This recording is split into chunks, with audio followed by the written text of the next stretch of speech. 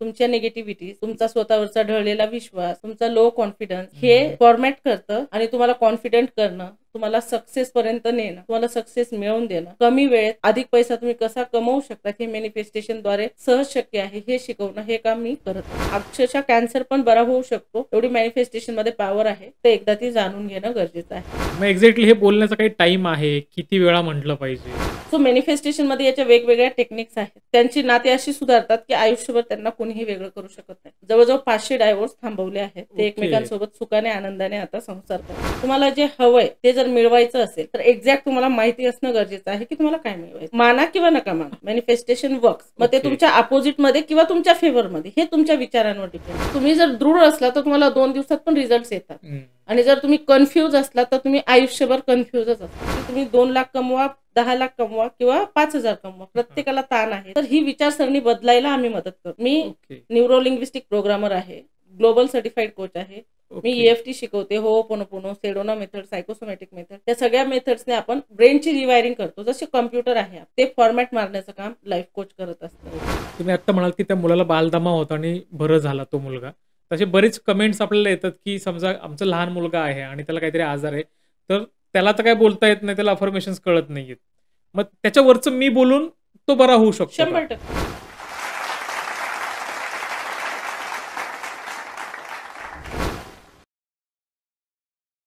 नमस्कार, मी गणेश कुंभार आपल्या सगळ्यांचं स्वागत करतो गोष्ट फायद्याची आपल्या पॉडकास्टमध्ये. मंडळी, आज प्रत्येक व्यक्ती टेन्शनमध्ये, कुठल्या ना कुठल्या गोष्टीचं त्याला नैराश्य आहे. अर्थात पैसा मिळत नाहीये, घरामध्ये कलह आहे, असे वेगवेगळे विषय प्रत्येकाच्या आयुष्यात सुरू आहेत. मग ह्या गोष्टीतून जर बाहेर पडायचं असेल तर सध्या एक खूप मोठा विषय ट्रेंडिंगमध्ये आहे, तो म्हणजे लाईफ कोच. तर एक्झॅक्टली हा लाईफ कोच कोण असतो, काय असतो, तो काय करतो आणि तो ह्या सगळ्या गोष्टीतून आपल्याला बाहेर कसं काढतो? तर या सगळ्या प्रश्नांवरती आज आपला पॉडकास्ट आहे आणि या सगळ्यावरती मार्गदर्शन करण्यासाठी आज आपल्या स्टुडिओमध्ये आलेल्या आहेत कविता जाधव मॅडम. मॅडम, तुमचं आमच्या स्टुडिओमध्ये खूप खूप स्वागत आहे. नमस्कार sir, thank you for inviting me here. खूप लोकांसोबत कनेक्ट व्हायला मिळणार आहे आणि त्यांचे प्रश्न सोडवण्यासाठी नक्कीच मदत होईल, त्यासाठी मनापासून आभार. मॅडम, तुम्ही या फील्डमध्ये किती वर्षापासून काम करत आहात आणि एक्झॅक्टली तुमचं काम काय असतं, जरा त्याविषयी सांगा ना.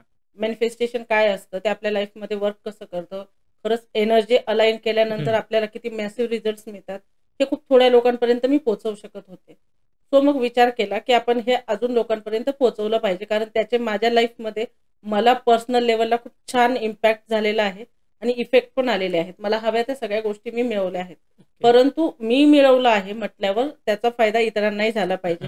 कारण मी हाडाची शिक्षिका आहे, देणं हे ओके. माझं काम आहे. माझी स्कूल आणि क्लासेस असल्यामुळे सुरुवातीपासून टीचिंग हे आहे. परंतु हे लाईफ टीचिंग जे आहे किंवा लाईफ कोचिंग जे आहे, हे कुठल्याही स्कूल कॉलेजेसमध्ये किंवा कुठल्याही डिग्रीच्या कॉलेजेसमध्ये सुद्धा शिकवलं जात नाही, जे की खूप गरजेचं आहे आणि खरोखर उपयुक्त आहे माणसाला आयुष्य व्यवस्थित आणि सुखकर जगण्यासाठी. सो मग असं वाटलं की ते लोकांपर्यंत आपण कसं पोहोचवावं. मग आपण आता 6 महिने 8 महिने पॉडकास्ट सुरू केल्या आणि ते इतका छान त्याचा मला रिझल्ट आलाय सर. अगदी अगदी ऑस्ट्रेलिया, अमेरिका, युरोप, मालदीव्स अशा ठिकाणाहून सुद्धा मला स्टुडंट्स आहेत वा. आणि खूप बेस्ट त्यांच्या लाईफमध्ये रिझल्ट्स मॅनिफेस्ट झालेले आहेत. इंडियन तर आपले इंडियनच जे तिकडे शिफ्ट झालेले आहेत, कारण मी मराठी माणसांसाठी खास सुरू केलेलं आहे. कारण इंग्लिश हिंदीमध्ये पॉडकास्ट आहेत, अवेअरनेस आहेत, परंतु आपल्या मराठी माणसांना कष्ट करूनच पैसा कमवता येतो ही एक गोष्ट माहिती आहे. परंतु फक्त कष्टानेच नाही, कष्ट तर करावेच लागणार आहेत, परंतु त्यासोबत जर तुम्ही जशी अध्यात्माची जोड देतात तशी मॅनिफेस्टेशनची जर जोड दिली तर तुम्ही तुमच्या लाईफमध्ये मॅसिव्ह रिझल्ट्स क्रिएट करू शकतात, तेही अगदी कमी वेळेत, कमी श्रमात.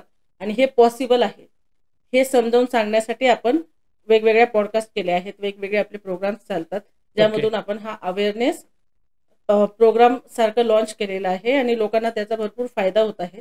तर तो 1 करोड लोकांपर्यंत पोहोचावा अशी माझी इच्छा आहे आणि तोच ध्यास घेतलेला आहे. वा वा, म्हणजे नक्कीच मला वाटतं आता जे कोणी लोक हा पॉडकास्ट बघतील त्यांना हा पॉडकास्ट आवडल्यावर ते लोक शेअर करतील आणि मॅडमची जी इच्छा आहे की 1 करोड लोकांपर्यंत हा पॉडकास्ट किंवा त्यांनी केलेले पॉडकास्ट पोहोचावेत, तर मला वाटतं नक्कीच ते शक्य आहे. तर आपण आता जास्त वेळ न घालवता आपण पॉडकास्टला सुरुवात करूयात. मॅडम, असं म्हटलं जातं की जो आपण पॉझिटिव्ह विचार करतो तर तो आपल्या आयुष्यात घडतो. ही जी गोष्ट आहे ती एक्झॅक्टली घडते कशी?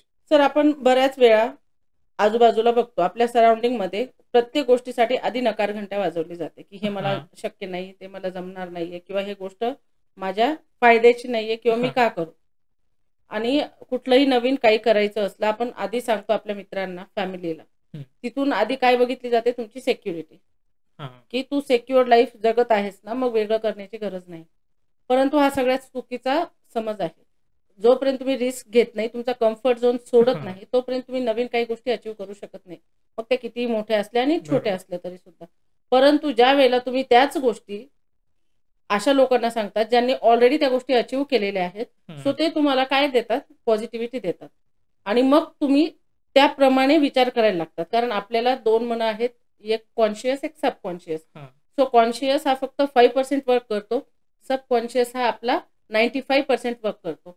मग त्यामध्ये ओके. जे आपण पेरून ठेवलंय ना लहानपणापासून, की पैसा कमवणं अवघड आहे, हं.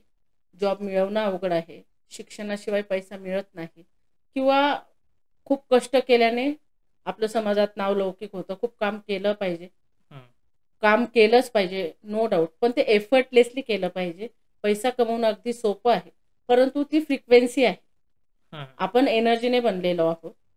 आपण ह्या सगळं पंचमहाभूतांनी जे आपलं शरीर बनलेलं आहे ते इथेच आहे. परंतु तो जो आत्मा आहे, आपल्या भगवद्गीतेत सांगितलेलं आहे, की आत्मा कधीही मरत नाही. तो फक्त हां. ट्रान्सफॉर्म होतो एका देहातनं दुसऱ्या दुसऱ्या देहात. देहात.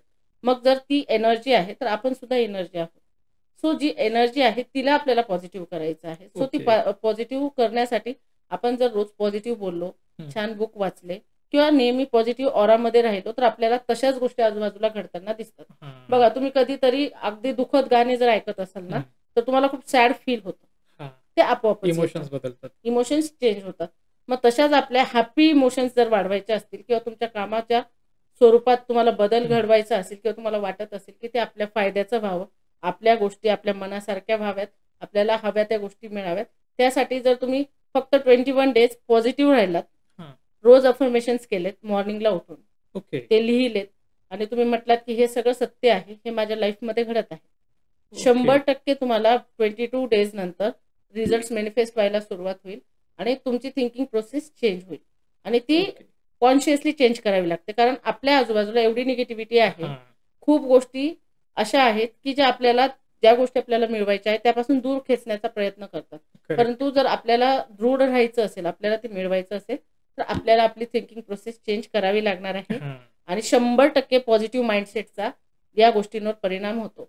जसं निगेटिव्ह ऐकून आपल्याला त्रास होतो, तसं पॉझिटिव्ह ऐकून आपल्या सबकॉन्शियसला चालना मिळते आणि ते तुम्हाला हवे ते रिझल्ट्स मॅनिफेस्ट करून देतात. पण असं बऱ्याच लोकांच्या मनात डाऊट असतील. समजा एखाद्याला उदाहरणार्थ म्हणजे मी घेतोय, की एखाद्याला चांगला जॉब हवा असेल, तर त्यांनी तो व्हिज्युअलाइज केलं, की मला 1,00,000 महिन्याला पगार मिळतोय आणि मी अशा-अशा प्रकारचं काम करतोय, या टाईममध्ये करतोय. 1, 2, 3 दिवस होतं. नंतर तो डाऊट यायला लागतो. मग समजा असा जर डाऊट मनात येत असेल, तर ते वर्क करेल की नाही करेल? नाही सर, हे बघा आपण ज्यावेळेला फ्रिक्वेन्सीज सेट करतो, सो फ्रिक्वेन्सीज म्हणजे काय, की तुमचं इनर सोल हां. जे बोलतं ते तुमचे जे थॉट्स आहेत, तुमचे जे विचार आहेत, ते तुम्ही कसे मांडत आहात. हां. तर तुमच्या बाहेर युनिव्हर्सला तुमचे शब्द कळत नाही, तुमची भाषा कुठली आहे ती कळत नाही. हां. त्याला फक्त तुमच्या भावना कळतात, तुमच्या ओके. फ्रिक्वेन्सीज कळतात. जर तुम्ही बाहेरून किती दाखवण्याचा प्रयत्न हं. केला, की मी राजा आहे, माझ्याकडे सर्व आहे, हं. मी खूप हॅपी आहे, मला सगळ्या गोष्टी मिळालेल्या आहेत किंवा मला हां. बेस्ट जॉब मिळालेला आहे किंवा मला पाहिजे त्या कंपनीमध्ये मी आहे. हां. परंतु आतून वाटतंय, की मी हे डिझर्व्ह करतो का? हां. मला हे का मिळालं आहे? पण मिळालंय मग ते टिकेल का? रिसेशन तर येणार नाही ना. हां. मला काढून टाकलं तर जाणार नाही ना. माझं पेमेंट कमी झालं तर? मी हप्ते कसे भरणार? हां. म्हणजे डाऊट फॅक्टर हा का वाढलाय? कारण लहानपणापासून ते बाळकडू पाजल्यासारखं पाजलं जातं, करेक्ट. निगेटिव्हिटी. की पैसा कमवणं अवघड आहे. कष्ट करावे लागतात. जॉब सिक्युअर राहिलेले नाहीयेत. हे तर आता सहज वाक्य झालेलं आहे. हां.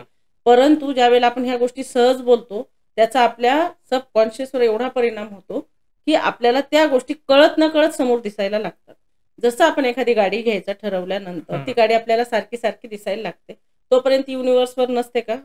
या हां. पृथ्वीवर नसते का? आपल्या आजूबाजूलाच 100 गाड्या असतात, बरोबर पण आहे. आपल्याला ते दिसत नाही. परंतु तुम्ही जर म्हटलं, की मला क्रेटा घ्यायची, तर हां. तुम्हाला सगळीकडे क्रेटा दिसणार. स्पेसिफिक कलरची घ्यायची, तर त्या कलरची दिसणार. म्हणजे ओके. काय, की तुमच्या सबकॉन्शियसला तुम्ही जे दाखवता, हं. ते दिसतं. जे तुम्ही विचार करता ते दिसतं. तुम्ही काय बोलता हे दिसत नाही. तुम्ही काय हां. डिस्कस करता हे दिसत नाही. तुम्ही कुठे आहात ते दिसत नाही. तुम्ही गरीब आहात श्रीमंत आहे त्याला फरक पडत नाही. ओके.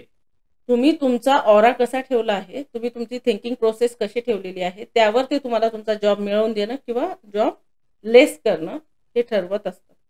सो ज्या वेळेला तुम्हाला जॉब मिळवायचा आहे किंवा मिळालेला पण आहे आणि तो टिकवायचा असेल तर रोज गेल्याबरोबर तिथे डेस्कवर बसून ग्रॅटिट्यूड दिला पाहिजे की थँक्यू डिअर युनिव्हर्स किंवा डिअर गॉड, तुम्ही ज्यांना मानत असाल, की मला एवढा सुंदर जॉब मिळाला आहे ज्यामधून मला पैसा येत आहे आणि त्या पैशामधून मी माझी फॅमिली सिक्युअर करत आहे. त्यांचं 2 वेळचं जेवण, त्यांचे कपडे, त्यांच्या स्कूलची फीस, माझ्या गरजा सगळ्या मी भागवत आहे आणि हे फक्त ह्या जॉबमुळे आहे. तर तुम्ही जॉबला आनंदाने जाणार आणि तुमचा डाऊट फॅक्टर काय होणार आहे, निघून जाणार आहे. मग तुमच्या पॉझिटिव्ह ज्या वाईब्स आहेत त्या मॅच होतात आणि त्यानंतर तुम्हाला हवे ते रिझल्ट मॅनिफेस्ट होतात.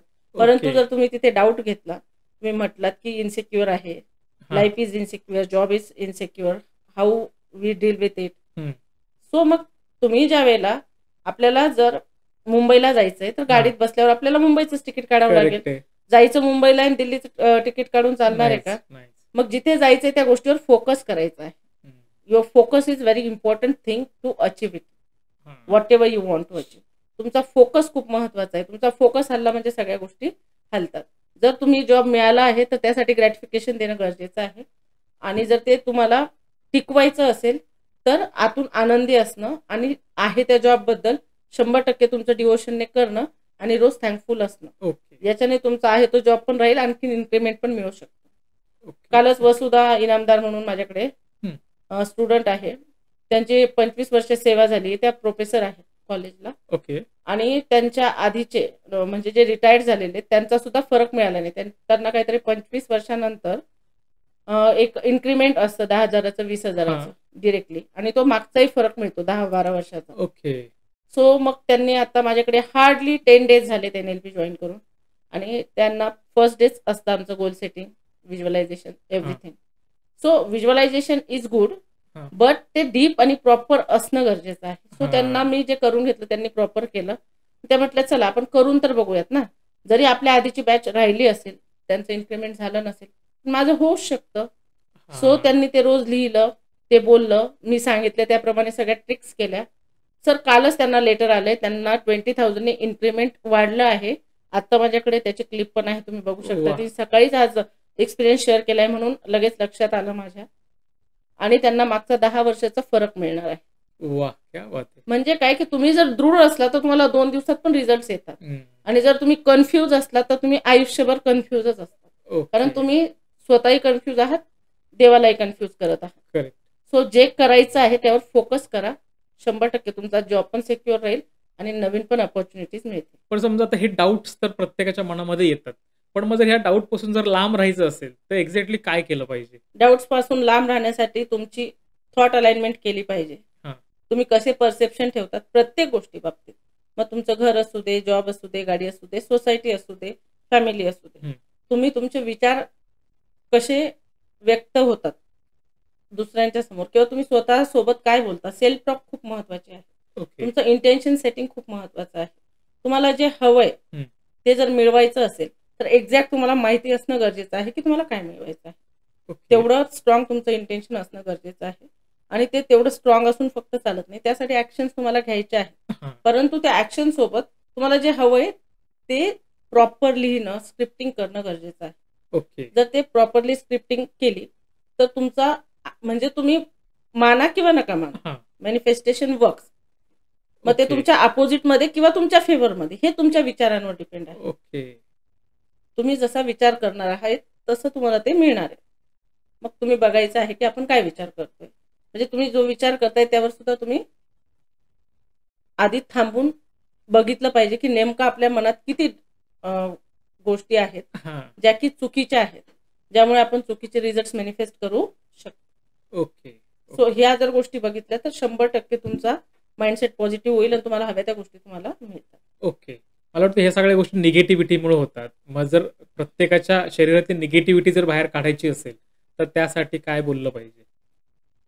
अगेन एकदम बेस्ट आणि सुपर टेक्निक आहे ज्यामुळे तुमची अख्खी निगेटिव्हिटी बाहेर निघू शकते. ज्या ज्या वेळेला आपल्याला दिवसभरातून सर 60,000 ते 70,000 विचार येतात, तुम्हाला काय वाटतं, हे सगळे विचार पॉझिटिव्ह असतात का? नाही, मला वाटतं निम्म्याच्यावर निगेटिव्ह असतात. 95% निगेटिव्ह असतात आणि फक्त 5% पॉझिटिव्ह असतात, जे तुम्हाला युजफुल असतात किंवा मला युजफुल असतात. मग जे 95% थॉट्स आहेत जे निगेटिव्ह आहेत, समजा मला बाहेर जायचंय, पण मी बाहेर गेलो आणि पाऊस आला तर मी भिजेल. मी बाहेर गेलो आणि गाडीचा ऍक्सिडेंट झाला तर मी मरेल. म्हणजे काय की एक्स्ट्रीम विचार करण्याची आपल्याला सवय लागलेली आहे. किंवा मी ही एक्झाम देतोय पण मी फेल झालो तर, म्हणजे ज्या गोष्टी नाही येत ना त्यांचं इतकं ओझं करून घेतलं जातं की त्या घडण्याच्या आधीच माणूस भीतीनेच अर्धा मेलेला असतो. जसं साप चावल्याच्या भीतीने माणसं जातात, साप चावल्यामुळे जात नाहीत. बऱ्याचदा असं होतं, कारण त्या माइंड मध्ये काय झालंय, सेट झालंय की साप चावल्यावर माणूस मरतो. तो विषारी असू दे बिनविषारी असू दे. जर आपण तो विचार केला की तो मग त्या सापासारखी आपली गोष्ट आहे की आपल्याला एखादी गोष्ट आली की ती आधी घडली नाही, त्या आधी इतकी निगेटिव्हिटी आपल्या मनामध्ये येते की त्यामुळे काय होतं, ज्या पॉझिटिव्ह गोष्टी घडायच्या असतात त्या बाजूलाच राहतात आणि सगळ्याच निगेटिव्ह गोष्टी तुमच्या बाबतीत घडू लागतात. कारण तुम्ही ती चेन काय करताय, दिवसेंदिवस वाढवत आहेत. 95% कालचे निगेटिव्ह विचार, आजचे 95% काय होत आहेत, ते प्लस होत आहेत. परत उद्याचे 95% परत प्लस होत आहेत. मीन्स व्हॉट, की तुम्ही जे विचार करत आहात ते बदलण्याची गरज आहे. ते कसे बदलू शकतात, तर त्याची सोपी अशी ट्रिक आहे. हातात आपली ही जी वेन असते डिरेक्टली आपल्या ब्रेनला कनेक्टेड असते दोन्ही हातांची. तुम्ही रबर घालू शकतात हातात आणि ज्या वेळेला तुम्हाला निगेटिव्ह थॉट आला ते स्टिंग करायचं फक्त, आणि लगेच थॉट चेंज करायचं. तुम्हाला कॉन्शियसलीच थॉट चेंज करावे लागते. निगेटिव्हिटीचे कुठेही क्लासेस नाहीये, पण भरभरून आहे प्रत्येकाकडे. पॉझिटिव्हिटीचे मात्र क्लासेस तुम्हाला लावावे लागतात. सो ती निगेटिव्हिटी काढायची तर rubber band technique is best. तुम्ही तुमचे थॉट्स चेंज करू शकतात आणि कॉन्शियसली चेंज केल्यावरच चेंज होणार, ते आपोआप होणार नाही. कारण लहानपणापासून आता जे वय आहे तोपर्यंत आपण फक्त ज्या गोष्टी आपल्या मेंदूला सवय आहे निगेटिव्हिटीची, वाईट गोष्टींची, नको ते विचार करण्याची, ती अगदी सहज जाण्यासारखी नाही. ती घालवण्यासाठी तुम्ही ही टेक्निक करू शकता. बेस्ट रिझल्ट आहे तुमची ज्या वेळेला निगेटिव्हिटी कमी करायची. म्हणजे काय, आपल्याला जर दूध घ्यायचं आहे, एक पातीला नेलं पण त्यात अर्धा चिखल आहे, काय होणार आहे, दूध खराब होणार आहे. परत उद्या पण आपण दूध घेतलं पण त्या चिखलाच्याच पातीलात घेतलं, काय होणार आहे, तिसऱ्या दिवशी आपण सेम करतो आहोत. We do same like that. चिखल आहे आणि त्यात आपण काय ओततोय, दूध ओततोय, त्यात आपण पेढे ठेवतोय, त्यात आपण साखर ठेवतोय, उपयोग नाहीये, त्या सगळ्याचा उपयोग शून्य आहे. सो ती जो कचरा आहे तो काढून फेकावा लागेल. त्यानंतर नवीन विचारांची जुळवाजुळव तुमच्या माइंडला करणं शक्य आहे आणि मग तुम्ही सक्सेसफुल होणं शक्य आहे. नुसतं विचाराने माणूस सक्सेसफुल होत नाही, त्यासाठी एफर्ट्स घ्यावे लागतात, ते पण consciously. So rubber band technique is best. करून बघू शकतात, प्रत्येकाला त्याचा फायदा होणार आहे. समजा आपल्याला असं आलं की माझ्याकडे पैसा नाहीये, ते रबर लगेच स्टिंग करायचं आणि म्हणायचंय माझ्याकडे भरपूर पैसा आहे, माझ्या सगळ्या गरजा भागत आहेत, I am very happy. Means what, की तुम्ही निगेटिव्ह थॉटला पॉझिटिव्हने काय करायचं, रिप्लेस करायचं एव्हरी डे. जोपर्यंत तुमचे थॉट्स कम्प्लिटली रिप्लेस होत नाही मग तुम्ही कुठेतरी अलाइन होऊ शकता, तोपर्यंत होणं पॉसिबल नाही.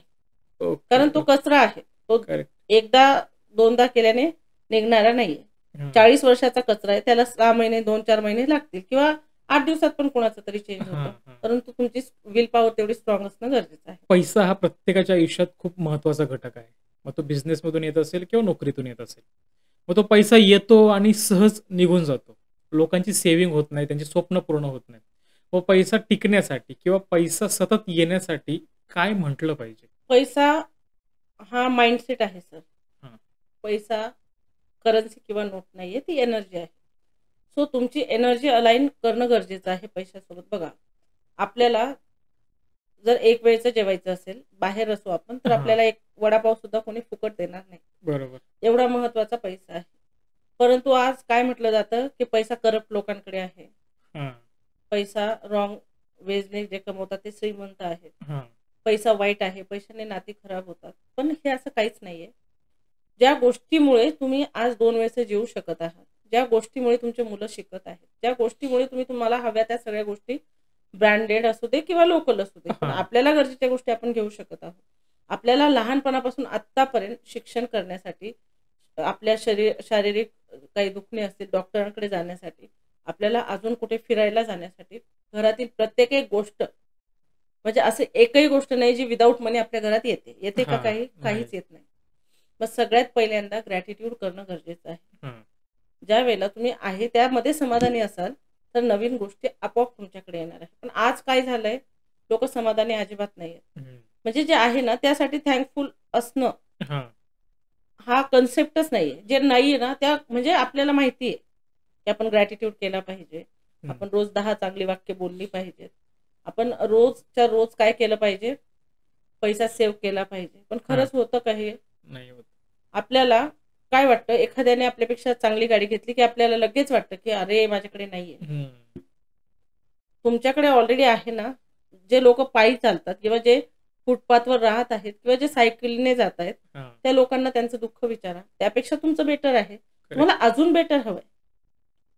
पण ह्या दिखाव्याच्या याच्यात काय होतंय, मग कर्ज, लोन, EMI यामध्ये पैसा चालला आहे. आणि पैसा ही एनर्जी आहे. तुम्ही तुमची एनर्जी अलाइन केली की आपोआप मनी तुमच्याकडे खेचला जाणार आहे. परंतु त्यासाठी आधी ग्रॅटिफिकेशन गरजेचं आहे. तुम्ही पैशाला धन्यवाद देणं गरजेचं आहे त्यात सुख समाधान मानणं गरजेचं आहे. सगळ्यात महत्वाचं, पैसा महत्वाचा आहे आयुष्यात, ही गोष्ट समजून घेणं गरजेचं आहे. पैशांशिवाय जर काहीच नाहीये ना तर तुम्ही त्याला कसं ट्रीट केलं पाहिजे. जसं आपल्या आयुष्यात आपल्या मुलाचं स्थान असतं की त्याच्यापेक्षा महत्वाचं आपल्याला कुणीच नसतं. बरोबर. ते आपल्याला सर्वतोपरी असतात. का? कारण आपला सगळा आपण म्हणतो DNA त्यांच्यामध्ये आहे. सो आपण त्यांना खूप जीव लावतो. पैसा सुद्धा तुमचं तेच काम करतं. तुम्हाला जी ओळख निर्माण होते समाजात ती पैशामुळे होते. तुम्हाला रिस्पेक्ट मिळतो खरोखर पैशामुळेच मिळतो. जे तुम्ही सगळं काही आज मिरवत आहात ते सगळं पैशामुळे आहे. मग त्याला आधी ग्रॅटिट्यूड देणं, त्यानंतर प्रॉपर कुठे तो युटिलाइज करणं हे गरजेचं आहे.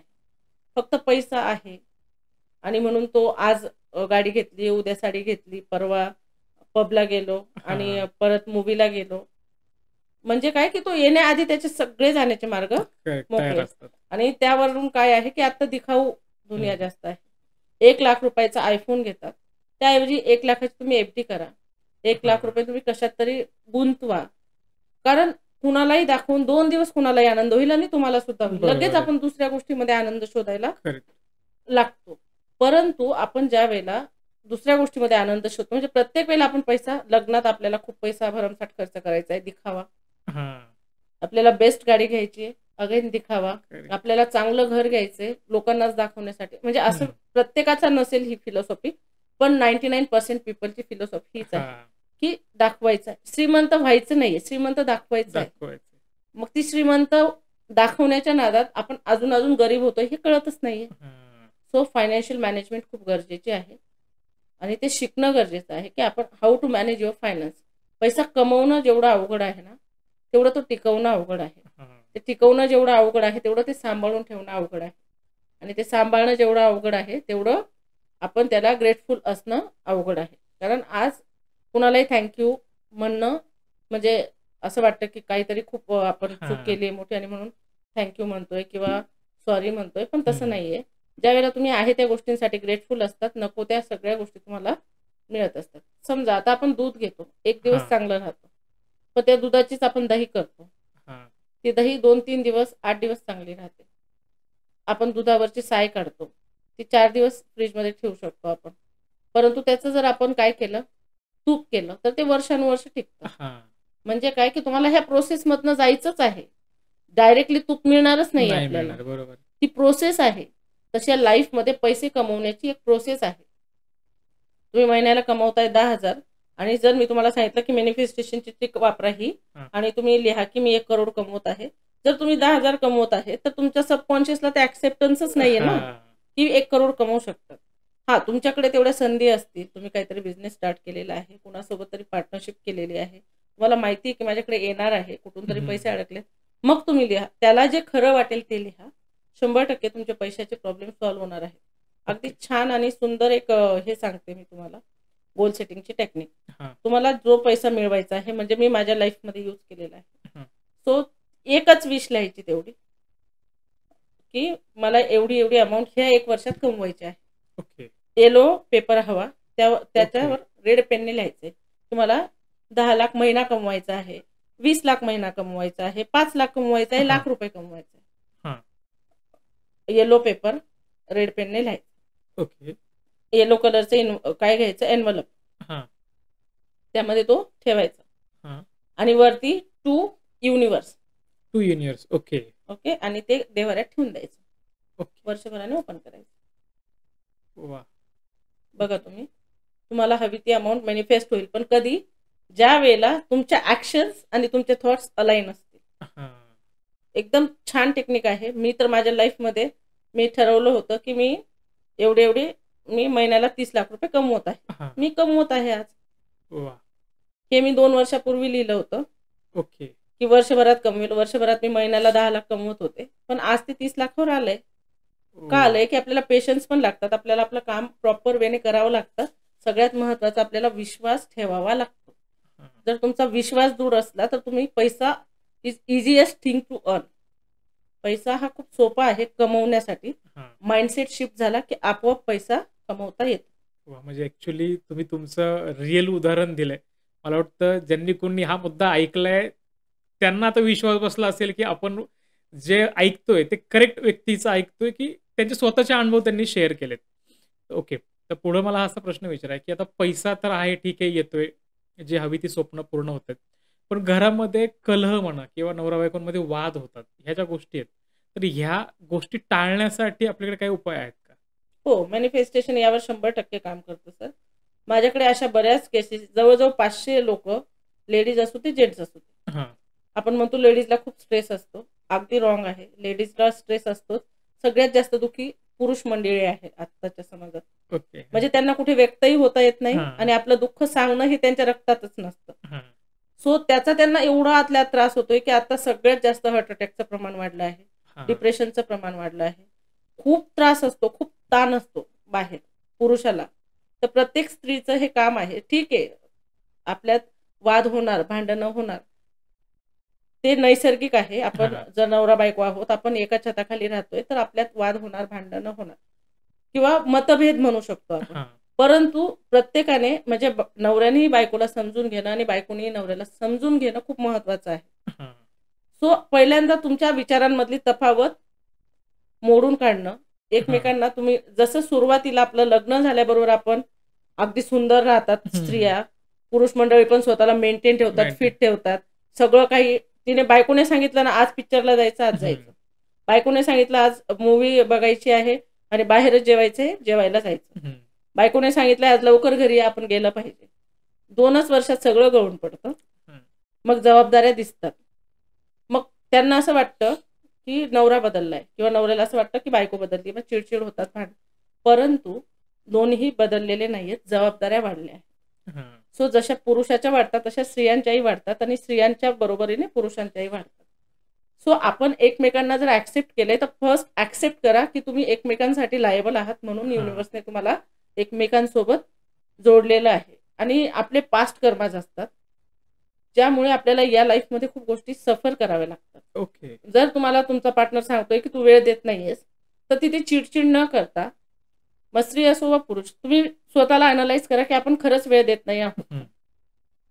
मीन्स तुम्हाला कळेल की भांडणाचं मूळ काय आहे. जर तुमचे पैसे सेव्ह होत नाहीये, त्यावरून तुमचे वाद होत आहे, तर बघा दोघांनीही ते आपण खरोखर खर्च आणि येणारा पैसा याचा ताळमेळ ठेवू शकत आहोत का. आपण आवाजवी खर्च करत आहोत, अपेक्षा आपल्या जास्त वाढल्या आहेत का. तुम्हाला मुलं असतील तर त्यांचं एज्युकेशन कसं करणार आहात, काय करणार आहात, पुढे त्यांचं भविष्य कसं असणार आहे, या गोष्टींवर एकमेकांसोबत चर्चा करणं गरजेचं आहे. संवाद संपला आहे नात्यांमधला, म्हणून वाद वाढले आहे. सो ज्या वेळेला तो संवाद चालू होईल आपोआप वाद निवळतात. सर मी सांगू, माझ्या नवऱ्याचं आणि माझं भांडणच होत नाही. म्हणजे असा एकही मुद्दा नाहीये की त्यांना मी सांगितलं आणि त्यांना पटला नाही किंवा त्यांनी मला सांगितल्यावर मला पटलं नाही. म्हणजे आमच्यात वादच होत नाही. माझे सगळे फ्रेंड्स मला हसतात की असं कसं होऊ शकतं, पण ही फॅक्ट आहे की आम्ही वाद घालतच नाही आणि होतच नाही, कधीच नाही. कारण एवढा सपोर्ट आहे मला त्यांचा की मी अभिमानाने सांगते की माझ्या नवऱ्याचा सगळ्यात मोठा वाटा आहे माझ्या यशामध्ये. ओके. पण हे आजच झालंय का, नाही. त्यासाठी सॅक्रिफाईस करावे लागतात, खूप इच्छा आपल्या पण सोडाव्या लागतात, समोरच्यालाही त्याच्या खूप गोष्टी आपल्याला द्याव्या लागतात. आपल्याला प्रत्येकाच्या पर्सनल स्पेसमध्ये काय एंटर करण्याची घुसण्याची सवय लागली. हां. परंतु तुमचा नवरा असला तरी त्याला पण काहीतरी पर्सनल लाईफ आहे, त्याचे काही मुद्दे असतील, सोडून द्या. हं. बायको आहे, तुमची गुलाम नाहीये. सो बरोबर. तिलाही तिची मतं आहेत, तिची मतं विचारात घ्या. हं. सो ह्या खूप बेसिक गोष्टी आहेत, सगळ्यांना माहिती आहेत. मला नवीन सांगण्याची हां. गरज नाहीये. पण इम्प्लिमेंटेशन 0 आहे हां. आणि त्यामुळे वाद वाढत चाललेत आणि संवाद संपलाय. तुम्ही संवाद सुरू करा. घरात आलेत, वेळ द्या. ओके. एकमेकांना वेळ द्या. बायकोने दिवसभर काम केलं, उपकार केले नाही. नवराही बाहेर कमवायला गेलेला असतो. 4 हां. लोकांचे जोडे खाऊन येतो. घरी येऊन तुमचे खायचे नसतात परत. हां. सो त्याचं प्रेमाने स्वागत करा. तुम्ही कितीही टेन्शनमध्ये असलात बाहेर, प्रत्येकाला टेन्शन आहे पुरुषांना. आज मी ते प्रॉब्लेम सगळे सॉल्व्ह करते आहे, सगळ्यांच्या ऐकून घेतेय. सो हां. मला माहिती आहे. परंतु ते प्रॉब्लेम उमऱ्याच्या आत आणायचे नाही. हं. ते बाहेर सोडून दिलेत, की तुमचं नातं अगदी घट्ट होणार आहे. कारण एकमेकांना वेळ तरी आपण कितकासा देतो. हां. बरोबर. प्रत्येकाचं लाईफ बिझी झालेलं आहे. परंतु त्या बिझी लाईफमधून ज्यांच्यासाठी तुम्ही बिझी करून घेतलंय, त्यांना खरोखर आपण महत्त्व देतोय का? ही हां. गोष्ट तपासून बघणं सुद्धा गरजेचं आहे. सो मॅनिफेस्टेशनमध्ये याच्या वेगवेगळ्या टेक्निक्स आहेत, ज्या आपण आपल्या कोर्सेसमध्ये करूनच घेतो हां. आणि त्यांची नाती अशी सुधारतात, की आयुष्यभर त्यांना कोणीही वेगळं करू शकत नाही. वाह! मृत्यू आला तर तोच करू शकतो. ओह! एवढे सुंदर नाते मी म्हणजे जवळ-जवळ 500 डायव्होर्स थांबवले आहेत. ते ओके. एकमेकांसोबत सुखाने, आनंदाने आता संसार करतात. पण मग याच्यातली एखादी गोष्ट जे रेग्युलर आता आपले व्ह्यूअर्स बघतायत त्यांना, की समजा असं छोटे-मोठे वाद रोजच्या रोज होतायत, तर त्यातून बाहेर पडण्यासाठी काय सांगाल? संवाद वाढवणंच गरजेचं आहे सर. ओके. संवाद म्हणजे तो कसा असला पाहिजे, की आपण म्हणतो ना, की फोन एका बाजूला बघायचंय, मेसेज टाइप करतायत आणि बोल तुझं काय आहे? परत मेसेज टाइप करताय, हां, हां, कळलं मला. हां. म्हणजे की अटेन्शन द्या. जसं तुम्हाला अटेन्शन लागतं, समोरच्या व्यक्तीला करेक्ट. सुद्धा काय लागतंय? अटेन्शन. अटेन्शन लागतंय. सो तुम्ही एकमेकांना रिस्पेक्ट द्या आणि अटेन्शन द्या. 100% तुम्हाला काय मिळणार आहे? ओके. रिटर्नमध्ये तुमची नाती सुधारणार आहे. आणि रोज तुम्ही अफर्मेशन्स बोलू शकता हां. किंवा लिहू शकता सकाळी उठल्याबरोबर. अ, रात्री झोपताना एक पाण्याचा ग्लास भरून ठेवायचा किंवा बॉटल हां. आपल्या उशाशी आणि सकाळी उठल्या त्या रात्री त्या बॉटलला अफर्मेशन्स द्यायचे, की माझं नातं खूप घट्ट आहे. हां. आमचं एकमेकांवर खूप प्रेम आहे. माझी सगळी नाती खूप सुंदर आहेत, सुदृढ आहेत आणि माझा पार्टनर बेस्ट आहे. आम्ही हां. एकमेकांशी सगळं शेअर करतो. We love each other whatever. तुम्हाला हां. जे वाटतं ते सगळं तुम्ही त्या बॉटलला बोलायचं आहे. ती बॉटल उशाशी ठेवायची आणि होओपोनोपोनोची प्रेयर बोलायची 108 वेळा झोपेपर्यंत. ओके. त्यानंतर तुम्ही सकाळी उठल्याबरोबर ते पाणी प्यायचं आहे. ब्रश करण्याची, चूळ भरण्याची गरज नाही. आणि ती बॉटल परत हातात घेतल्यावर परत सेम सगळे वाक्य रिपीट करायचे ओके. आणि बरं. ते पाणी प्यायचं. ओके. म्हणजे ओके. दिवसभर तुमचा माइंडसेट पॉझिटिव्ह राहतो. ओके. 100% वर्क करणारी टेक्निक आहे. प्रत्येकाने करून बघा. वाह! वाह! वाह! सगळ्यांची नाती अगदी सुधारणार आहेत आणि बेस्ट लाईफ काय असतं आणि लाईफ पार्टनर काय असतो हे कळणार आहे. वाह! होपोनोपोनोचं म्हटलं आता, तर एक्झॅक्टली काय म्हणायचं त्या ठिकाणी? होओपोनोपोनो ही एक हवाईयन टेक्निक आहे सर, हां. ज्याचा खूप छान इम्पॅक्ट आणि एकदम बेटर एक्सपिरियन्स हजारो स्टुडंट्सला माझ्या आलेला आहे. तो हां. मी तुमच्या व्ह्यूअर्सशी पण शेअर करू शकते त्या गोष्टी. सो आपण जे आत्तापर्यंत बघितलं त्यामध्ये काय आलेलं आहे, की फॉरगिव्हनेस. तुम्ही हां. फॉरगिव्हनेस करायला शिकलं पाहिजे. फॉरगिव्हनेस करणं म्हणजे काय, की समोरच्याच्या चुका ॲक्सेप्ट करणं आणि त्याला माफ करून हं. टाकणं. आणि असंही आपण समोरच्याला माफ करत नाही बरोबर. किंवा आपण कोणाची माफी मागत नाही. हं. आपण माफी मागतो ते आपल्या अंतरात्म्याची. आपला जो हं. सोल कनेक्ट आहे, आपल्यामध्ये हं. एनर्जी आहे, त्याला बरोबर. व्हायब्रेशन आहे, त्याला हं. फ्रिक्वेन्सी आहे. सो तुम्ही ज्या फ्रिक्वेन्सी वारंवार बाहेर सोडत आहात ना, ते तुम्ही अट्रॅक्ट करत आहात. So okay. तुम्हाला जर कुणासोबत भांडण झालंय, तर ते तुम्ही अट्रॅक्ट केलं आहे. तुम्ही म्हणाल, "असं कसं मॅम? भांडण तर कुणी अट्रॅक्ट करत नाही." परंतु बॅक ऑफ द माइंड तुमचे ते विचार सुरू होतील आणि ते हं. विचार आता प्रत्यक्षात आले. तुमचं आयुष्य काहीच नसून फक्त तुमच्या विचारांचं प्रतिबिंब आहे. तुम्ही जर हां. खोल विचार केला तर तुम्हाला कळणार आहे, की आपल्याला जे आजपर्यंत मिळालंय ते आपण विचार केला आहे. जसं हां. टेस्लाने गाडी तयार केली किंवा फोर्डवाल्याने गाडी तयार केली, तर डायरेक्ट नाही. ती आधी करेक्ट. त्यांच्या मनात आली आणि मग त्यांनी त्या प्रत्यक्षात बनवल्या. राईट बंधू यांनी विमानाचा शोध लावला. हं. डायरेक्ट विमान तयार केलं का? नाही. मग आधी कुठे येतं ते चित्र? तुमच्या हां. मनात माइंडमध्ये. येतं आणि मग ते प्रत्यक्षात उतरतं. करेक्ट. सो जर ते प्रत्यक्षात तुम्हाला तुमच्या मनाप्रमाणे उतरवायचं असेल, तर ते चित्र क्लिअर असणं गरजेचं आहे. ओके. आणि त्यानंतर मग तुम्हाला हव्या तशा गोष्टी अलाईन होतात आणि मिळतात. सर होओपोनोपोनोमध्ये अगदी सोपे 4 वाक्य आहेत. I am sorry, please forgive me, thank you, I love you. Doctor Hew Len हे एक फेमस डॉक्टर होते, सायकॅट्रिस्ट होते. त्यांच्याकडे एक केस आली. हवाई स्टेटमध्ये असं इस्पितळ होतं जिथे की भरपूर कैदी म्हणू शकतो आणि मेंटली इल्ड पर्सन्स होते, ज्यांचा कोणी इलाज करायला सुद्धा जायचं नाही, घाबरायचे का, कारण ते समोरच्याला इंज्युअर्ड करणं. म्हणजे त्यांनी असे असे गुन्हे केलेले होते की जे आपण विचार पण नाही करू शकत, की जसं खून, दरोडा, रेप. तर आपल्याला त्यांच्याबद्दल काय भावना येणार आहे की या माणसांना आपण मारून टाकावं, यांचं काहीच चांगलं व्हायला नको, हे डिझर्वच करत नाही जगणं. बरोबर आहे. कॉमन मॅन म्हणून प्रत्येकाला आपल्याला असंच वाटतं. परंतु डॉक्टर ह्यू लेन यांनी तसा विचार न करता त्यांनी त्यांचा सगळा केस स्टडी घेतला आणि ते म्हटले की समजा आपण कोणीच सज्जनतेचे पुतळे नाही आहोत. आपल्या मनात आपण एक मुंगी मारली किंवा एखादा उंदीर मारला तरी आपण पण जीव घेतलाय ना. बरोबर. तुम्हाला अधिकारच नाहीये त्याला मारण्याचा. आणि मग एखाद्याने माणूस मारला म्हणून तो खूप जास्त त्यांनी शिक्षा भोगावी आणि आपण कमी असं नाही. म्हणजे आपल्यात पण काहीतरी इम्प्युरिटीज आहेत. बरोबर. सो त्यासाठी आपण आय एम सॉरी म्हणतो. कुणीतरी रेप केला आहे त्याच्याबद्दल आपल्याला खूप घृणास्पद भावना येतात, परंतु आपल्या मनात सुद्धा एखाद्या परस्त्रीला बघून जर विचारही आला असेल की ही किती सुंदर आहे, ही माझी असती तर, म्हणजे काय की तुमचं मन विचलित झालं आहे. म्हणून तुम्ही समोरच्याला दोष नाही देऊ शकत. फक्त काय होतं की काही लोक आपल्या भावना सप्रेस करू शकतात आणि काही करत नाही. त्यांचे हार्मोन्स एवढे ऍक्टिव्ह असतात किंवा त्यांची ती जे म्हणतात की नाही राक्षसी वृत्ती एवढी वाढलेली असते की ते कंट्रोल नाही करू शकत. आपण फक्त मनातल्या मनात ठेवतो. म्हणजे काय की प्रत्येक एक गोष्ट आपण लहानपणी पेन्सिल जरी चोरली असती तरी आपण चोरी केलेली आहे. म्हणून कुणाला चोर म्हणून आपण हिणवू शकत नाही. मी कुठल्याच गोष्टीचं समर्थन अजिबात करत नाही. ते चूक आहे, ते चूकच आहे. परंतु त्या चुका कुठेतरी घडल्या आहेत ना, त्याला आपल्याला खतपाणी द्यायचं नाही. आपण जे विचार करतो, आपण जे बोलतो, जे आपण सतत चॅन्टिंग करत असतो ते स्प्रेड होतं आणि अकॉर्डिंगली गोष्टी घडतात. जसा मागे विमानाचा अपघात झाला. सो इतकं सगळ्यांनी त्याच्यावर विचार केला, मंथन केलं. दुसऱ्या तिसऱ्या दिवशी हेलिकॉप्टर पण क्रॅश झालं. तिसऱ्या दिवशी परत अमेरिकेत कुठेतरी विमान क्रॅश झालं. म्हणजे काय की सगळ्यांनी काय दिली, ती निगेटिव्ह एनर्जीज दिली. कारण तुमची एनर्जी, तुमच्या थॉट्सला, फ्रिक्वेन्सीजला महत्व आहे. तुम्ही जे बोलतात ते होतं. तुम्ही पॉझिटिव्ह बोला किंवा निगेटिव्ह, तुम्ही जे बोलाल ते तुमच्या आयुष्यात घडणार आहे. ओके. सो ही डॉक्टर ह्यू लेन यांनी हा सगळा स्टडी केला आणि त्यांनी त्या कैद्यांना न भेटता न बोलता जवळजवळ 150 कैदी 1 ते 1.5 वर्षात बरे केले. ओके. फक्त ह्या प्रेयरने. एवढी ती इम्पॅक्टफुल आहे. अगदी सोपं आहे. तुम्हाला काही वाटलं की आपल्या आयुष्यात चांगलं घडत नाहीये किंवा तुम्हाला एखादी गोष्ट हवी आहे, घरात चावी मिळत नाही, तरी तुम्ही म्हणू शकता डिअर की I am sorry, please forgive me, thank you, I love you. Okay. आपोआप तुम्हाला ते आठवणार की तुम्ही कुठे ठेवलं. एवढं ते इम्पॅक्टफुल आहे. ओके. आणि खूप खूप डीप जर ते शिकलात तर अशी एकही गोष्ट नाही या जगात जी तुम्ही करू शकत नाही. फक्त मनापासून करायचं आहे आणि युनिव्हर्सवर आणि स्वतःवर विश्वास असणं गरजेचं आहे. जर तुमचा विश्वास नसेल, जसा आपला आई वडिलांवर आपला विश्वास आहे की त्यांनी आपल्याला जन्म दिलाय म्हणून ते देव आहे, बरोबर, परंतु मग ज्या गोष्टी दिसत नाहीये त्या नाहीयेत असं आपण म्हणू शकत नाही.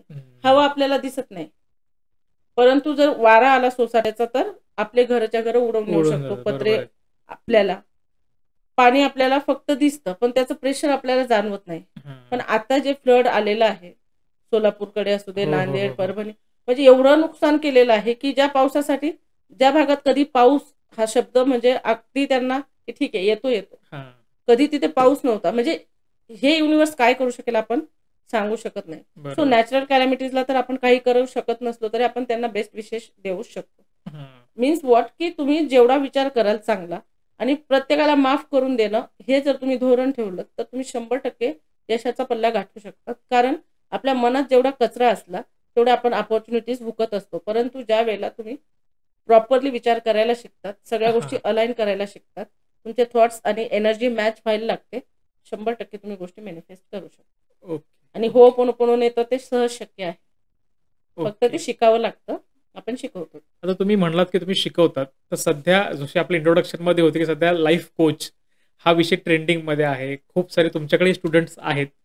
तर एक्झॅक्टली लाईफ कोच हे जे काम आहे ते काय आहे आणि लोकांच्या आयुष्यातल्या अडचणी दूर कशा केल्या जातात? सर, लाईफ कोचिंग म्हणजे काय, आपण जे आतापर्यंत शिकलो ते आपण पैसे कमवण्यासाठी शिकतो. आपण शिक्षण घेतो, डिग्री करतो, फक्त पैसा कमवतो. परंतु तो पैसा कमवून सुद्धा आपल्याला मानसिक स्थैर्य आहे का, आपली फॅमिली लाईफ सुखी आहे का, आपण स्वतः तरी आनंदी आहोत का? आपल्याला कुठल्या गोष्टीचा ताण येत नाही असं कधी होतं का? आपल्याला डिप्रेशन फील होत नाही असं कधी होतं का? या सगळ्या गोष्टी तुम्ही 2 लाख कमवा, 10 लाख कमवा किंवा 5,000 कमवा. प्रत्येकाला ताण आहे, तणाव आहे. प्रत्येकाला असं वाटत असतं, की आपल्या लाईफमध्ये काहीतरी कमी आहे. प्रत्येकाला असं वाटत असतं, की हे माझ्याकडे असतं तर. म्हणजे समाधानी नाहीच आहे कोणी. 10 लाख कमवणारा पण सेम दुःखी आहे आणि 5,000 कमवणारा पण सेम दुःखी आहे. विचार फरक एवढाच आहे, विचारांमध्ये तफावत आहे. त्यांनी 4 डिग्र्या जास्त घेतल्यात म्हणून ते वरच्या पोस्टला बसलेले आहेत आणि ज्यांनी डिग्री घेतली नाहीये ते कमी कमवत आहे. पण विचार सरणी सारखीच आहे. तर ही विचारसरणी बदलायला आम्ही मदत करतो सर. मी न्यूरो लिंग्विस्टिक प्रोग्रामर आहे, ग्लोबल सर्टिफाईड कोच आहे. मी EFT शिकवते, होओपोनोपोनो, सेडोना मेथड, सायकोसोमॅटिक मेथड. त्या सगळ्या मेथड्सने आपण ब्रेनची रिवायरिंग करतो. जसे कॉम्प्युटर आहे आपल्याकडे. आपल्याला जर नवीन काही गोष्ट त्यामध्ये इन्स्टॉल करायची तर आपण काय करतो? ते प्रोग्राम लोड करतो. आणि जर व्हायरस आला तर रिमूव्ह करतो किंवा फॉर्मॅट मारतो. ते फॉर्मॅट मारण्याचं काम लाईफ कोच करत असतो. तुमची अँक्झायटी, तुमचं डिप्रेशन, तुमच्या निगेटिव्हिटीज, तुमचा स्वतःवरचा ढळलेला विश्वास, तुमचा लो कॉन्फिडन्स हे फॉर्मॅट करतं आणि तुम्हाला कॉन्फिडंट करणं, तुम्हाला सक्सेसपर्यंत नेणं, तुम्हाला सक्सेस मिळवून देणं, कमी वेळेत अधिक पैसा तुम्ही कसा कमवू शकतात हे तुम्हाला शिकवणं. कमी वेळेत तुम्ही तुमचा सक्सेस जो वर्ष 2 वर्षाचा आहे तो 6 महिन्यात कसा पूर्ण करू शकतात हे मॅनिफेस्टेशनद्वारे किती सहज शक्य आहे हे शिकवणं, हे काम मी करत असते. आणि मी ज्यांना शिकवत आहे, माझ्या फर्स्ट बॅचच्या तर स्टुडंट्सने त्यांच्या लाईफ कोचिंगचे प्रोग्राम सुरू केले आहेत आणि त्यातून त्यांनी इन्कम सोर्सेस सुद्धा जनरेट केले आहेत. आपल्याकडे सर लाईफ कोचिंगचा तेवढासा म्हणजे अजून अवेअरनेस नाहीये, पण बाकीच्या कंट्रीजमध्ये बघाल तर अगदी बेस्ट प्रोफेशन आहे. कारण आपण लोकांना हेल्प करून त्यांच्या ब्लेसिंग्स घेऊन पैसा पण तेवढाच बक्कळ कमवू शकतो का? कारण प्रत्येकाला गरज आहे आज लाईफ लेसन्स घेण्याची आणि हे कुठे आपल्याला शाळेत शिकवलं जात नाही, जे की शिकवलं पाहिजे. की तुम्ही स्ट्रेस कसा मॅनेज करायचा शिकवलं पाहिजे, पैसा कसा मॅनेज करायचा शिकवलं पाहिजे. फक्त बैलासारखं, कोलूच्या बैलासारखं काम न करता स्मार्ट वर्क करून तुम्ही कसा पैसा कमवतात शिकवलं पाहिजे. तुम्ही कितीही बाहेर अनऑर्गनाइज असल्या गोष्टी तरी तुम्ही स्वतः ऑर्गनाइज कसं राहायचं, तुमची फॅमिली सेक्युअर कशी ठेवायची शिकवलं पाहिजे. हे कुठेही शिकवलं जात नाही, जे की खूप महत्वाचं आहे, गरजेचं आहे. ते शिकवण्याचं काम मी करत असते. म्हणजे मला वाटतं ज्या कोणी लोकांनी हा पॉडकास्ट आता पाहिला किंवा पाहतायत त्यांना कळलं असेल की त्यांच्या आयुष्यात जर असे काही प्रॉब्लेम असेल तर तुम्ही मॅडमचा क्लास जॉईन करू शकता. तर मॅडम अशा बरेच कमेंट्स येतात की म्हणजे आता माधुरी बोंद्रे मॅडमचा आम्ही जो पॉडकास्ट केला तो ऍक्च्युली खूप व्हायरल झाला. त्यातही काही कमेंट्स होते की खूप आजार पण चालू आहे आणि सारखे निगेटिव्ह थॉट्स येत आहेत की मला काहीतरी होईल का काय, किंवा मग औषधं चालू आहेत. मग एखाद्या आजारातून बाहेर पडण्यासाठी काय अफर्मेशन्स वापरले पाहिजेत? सर बेस्ट क्वेश्चन केला, थँक्यू सो मच. माझ्याकडे एक स्टुडंट आहे माझी अनघा म्हणून, MD गायनेकोलॉजिस्ट स्वतः असून त्यांचं ऑपरेट झालं. डॉक्टरांनी सांगितलं होतं सर त्यांना की तुम्ही 6 महिने बेडवरून उठू शकत नाही. एवढं मोठं त्यांचं ऑपरेशन होतं. 4 महिन्यापूर्वी माझ्या क्लासला ती जॉईन झाली. पहिलं सेशन बेडवर झोपूनच केलं दवाखान्याच्या. आणि ज्या वेळेला ती श्वास घेत होती, जेव्हा आपण श्वासोश्वासाची प्रक्रिया करून घेतो मेडिटेशन, बेसिक मेडिटेशन, तेव्हाही तिला पोटात दुखत होतं कारण आडवे उभे तिला बरेचसे स्टिचेस होते. सो डॉक्टर म्हटले होते की तुम्ही 6 महिने तर इथून हलू शकत नाही. त्यांनी ऍक्सेप्ट पण केलं. परंतु जसे त्यांनी सेशन स्टार्ट केले सर, पहिल्या 8 दिवसात त्या उठून बसून सेशन करायला लागल्या. आणि एका महिन्यात सर तुम्ही बिलीव्ह नाही करणार, त्यांनी त्यांची प्रॅक्टिस पण सुरू केली आणि 2 किलोमीटर चालायला पण लागल्या. Now she is well and good. स्वतः डॉक्टर असून डॉक्टरांनी सांगितलं होतं की तुम्ही अजून 6 महिने चालू शकणार नाहीत. चालणं तर दूर, बेडवरून पण उठणार नाही. बेड रिडन व्यक्ती, माझ्याकडे अनुभव आहे, तुम्ही क्लिप टाकू शकता डिरेक्टली. सो हे काय होतं मग? This is not miracle, this is science behind manifestation. मॅनिफेस्टेशनच्या मागचं सायन्स जर समजून घ्यायचं असेल तर हे असं आहे की तुम्ही फक्त स्वतःवर विश्वास ठेवा आणि तुम्हाला हव्या त्या गोष्टी मिळतात. तेच हेल्थच्या बाबतीत आहे. हेल्थ डिसिजेस तुम्हाला काय वाटतं सर? फक्त काही आपण बाहेर खातोय किंवा लाईफस्टाईल चुकीची आहे म्हणून आहेत का? अजिबात नाही. तुमच्या विचारांमुळे तुम्हाला आजार आहे. म्हणजे डायबिटीस असू दे, बीपी असू दे किंवा अजून थायरॉइड असू दे, हे सगळे तुमच्या विचारांनी झालेले आजार आहेत. चुकीची लाईफस्टाईल त्याला 100% जबाबदार असू शकते. परंतु जर तुम्ही तुमचे विचार बदलले तर तुमचं आयुष्य कसं बदलत जातं याचं उत्तम उदाहरण म्हणजे ती अनघा आहे. आणि असे बरेच स्टुडंट आहेत माझे. मागे एकाचा ऍक्सिडेंट झालेला होता. माझी एक स्टुडंट आहे, तिच्या 5 बहिणींचा एकच भाऊ. आणि त्याला डॉक्टरांनी सांगितलं होतं की 24 तासात जर तो वाचला तर ठीक आहे, कारण म्हणजे अक्षरशः मेंदू त्याचा हे झालेला होता, डॅमेज. सो तो 3 दिवस कोमामध्ये होता की तो बाहेर आला तर काहीतरी होऊ शकतं. सो तिने मला फोन केला. आम्ही मग त्यांना वेगवेगळ्या टेक्निक्सने मी पण केल्या, तिनेही केल्या, बरं केलं. सर जवळजवळ 8 ते 10 दिवसात ते कोमामधून बाहेर आले. Now he is good. सगळे कामं नाही करू शकत आहे, but now he is alive. म्हणजे काय की तुमचं मॅनिफेस्टेशन वर्क करतं, फक्त तुमचा विश्वास असणं गरजेचं आहे. सो हेल्थमध्ये कॅन्सर सारखे पेशंट सुद्धा यामध्ये NLP मध्ये बरे झालेले आहेत. कारण कॅन्सर हा सुद्धा फक्त आणि फक्त डोक्याचा आजार आहे. आपल्या लहानपणी तुम्ही किती वेळा ऐकलंय कॅन्सरचं? नाहीच, म्हणजे आत्ताच खूप आले. बोटावर मोजण्या एवढे पेशंट असायचे. का? अवेअरनेस नव्हता किंवा त्यावेळेला असं सारखं सारखं कुणी आपल्याला दिसायचं नाही, म्हटलं जायचं नाही. परंतु आज काय झालंय, ही गोष्ट खाऊ नका, याच्याने कॅन्सर होतो. या कपामध्ये चहा प्यायचा नाही, याच्याने कॅन्सर होतो. त्या कॅन्सर पेशंटला भेटून आल्यानंतर तुमचा जो माइंड आहे तो त्याच्यावर जे वर्क करतो, जे सारखं सारखं विचार करतो, त्याने कॅन्सर होतोय, खाण्याने नाही होते. खाणं हा एक भाग असू शकतो, परंतु पहिल्यांदा तो इथे होतो आणि मग शरीराला होतो. डायबिटीस पण पहिले इथे होते. लहानपणापासून आपले आई वडील सगळे चहा पितायत, भरपूर शुगर इंटेक करतायत, त्यांना कधी शुगर बीपीचा त्रास नाही झाला त्यावेळेला. आता 8 वर्षाच्या मुलालाही शुगरचा आणि बीपीचा त्रास आहे. 15 वर्षाच्या मुलांनाही आहे, 35 वर्षाच्या लेडीजला पण आहे. काय आहे? आपली लाईफस्टाईल 100% जबाबदार आहे, पण तेवढेच विचार पण.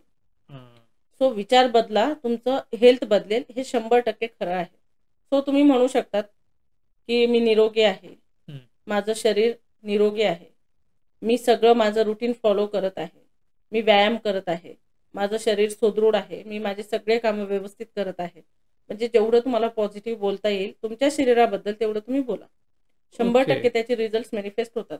कारण आपण उठल्याबरोबर निगेटिव्हच बोलतो की उठल्याबरोबर माझं डोकं दुखतंय, माझे पाय दुखतायत, माझे हात दुखतायत, आज तर दिवस बोरच आहे, मला एवढं काम करावं लागतं, काही विशेष काम करत नाही.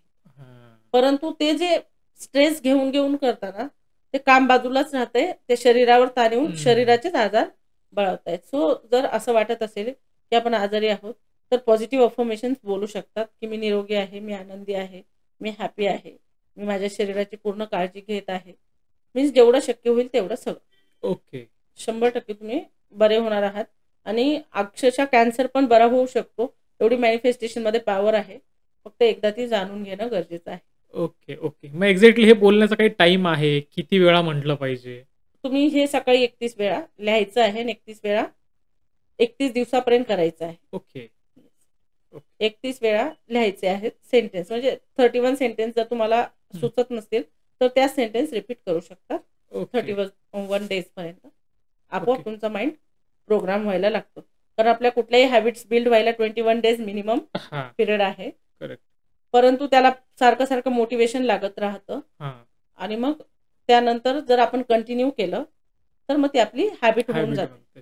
समजा मॅडम एखाद्या व्यक्तीच्या डोक्यात खूप निगेटिव्ह विचार येत असतील की माझ्या बाबतीत एखादी चुकीची गोष्ट होणार आहे किंवा अशी सारखी भीती वाटत असेल मनामध्ये, तर अशा व्यक्तींनी काय अफर्मेशन्स म्हटले पाहिजेत किंवा काय काळजी घेतली पाहिजे? तर हे आपण आपल्या मनात जे येतं ते बऱ्याचदा आपल्या लहानपणापासून आतापर्यंत घडलेल्या इन्सिडेंट्सवर आपल्या मनामध्ये या गोष्टी येत राहतात किंवा आपण आजूबाजूला जे बघितलेलं आहे त्यामुळे आपल्याला सततची भीती असते की कुणीतरी आपल्या घरातच कॅन्सर पेशंट असेल किंवा जवळून एखादी व्यक्ती जिला आपण ओळखतो तिला त्रास होत असेल किंवा एखादी व्यक्ती अशी जी आपल्या आयुष्यात खूप महत्वाची आहे आणि तिला वेगवेगळे त्रास आहेत. मग ते बघून आपल्याला काय होतं की आपल्याला पण हे होऊ शकतं का, किंवा आपण पण असे झालो तर, किंवा जर असं माझ्या बाबतीत झालं तर, म्हणजे हे एवढं वाढत जातं मग की ते अँझायटी पर्यंत जातं आणि त्याची भीती इतकी वाढत जाते की ते भीतीने आजार म्हणजे जो नसेल तोही येतो.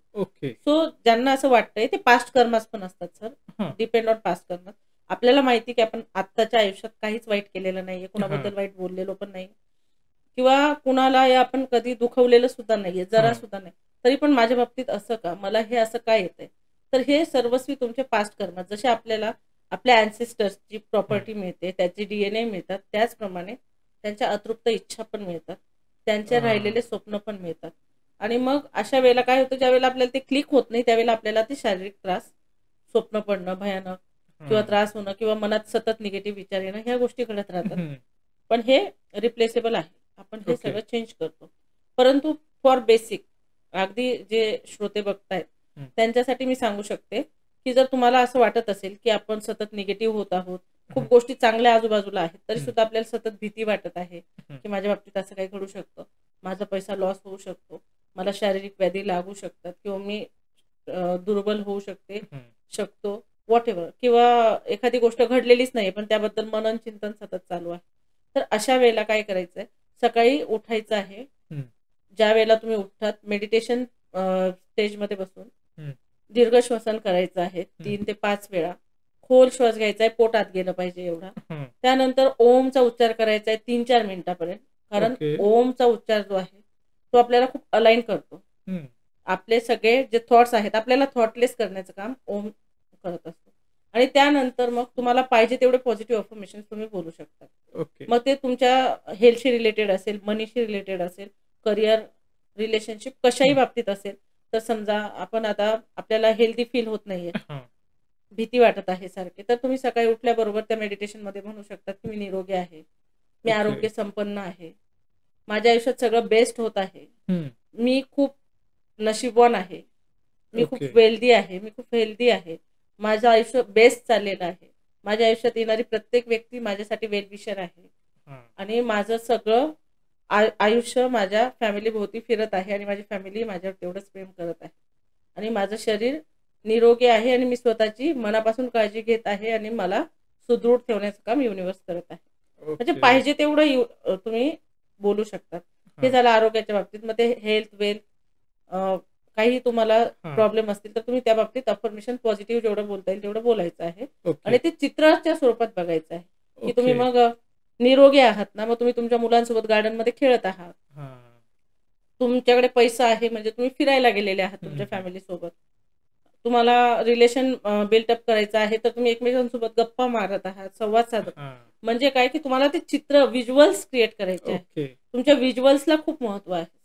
तुम्ही जे लिहितात आणि व्हिज्युअलाइज करतात या दोन गोष्टी खूप महत्वाच्या आहे मॅनिफेस्टेशन प्रक्रियेमध्ये. जर तुम्हाला तुमचं चांगलं आरोग्य मॅनिफेस्ट करायचं आहे तर तुम्हाला रोजच्या रोज बघावं लागेल की मी आरोग्य संपन्न आहे, माझ्या अवतीभोवती सगळे तशाच गोष्टी घडत आहेत, तुम्ही एक्सरसाइज करत आहात, तुम्ही हेल्दी फूड खात आहात, डाएट फॉलो करत आहात किंवा व्हॉट एव्हर तुम्हाला जे लागतंय शरीराला, आणि जे निगेटिव्ह थॉट्स आहेत ते येण्यापासून थांबवण्यासाठी जी मी रबर बँड टेक्निक सांगितली, again you apply it on this situation too. Same सिच्युएशनला तुम्ही ते पण अप्लाय करू शकतात की मी ज्या वेळेला थॉट येतो ते ओढायचंय, स्टिंग करायचंय रबर आणि बोलायचं आहे की मी निरोगी आहे, आरोग्य संपन्न आहे आणि मला कुठलाही व्याधी नाही. तो व्याधी पण वर्ड ऍक्च्युली यायला नको, की मी निरोगी आहे आणि मी माझ्या शरीराची पूर्ण काळजी घेत आहे.